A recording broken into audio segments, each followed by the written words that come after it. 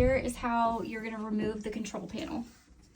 So pull from the top towards you, and then it slides down, pulls off.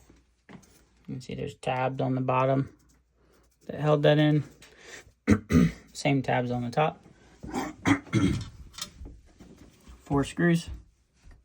Simple Phillips, number 2 Phillips.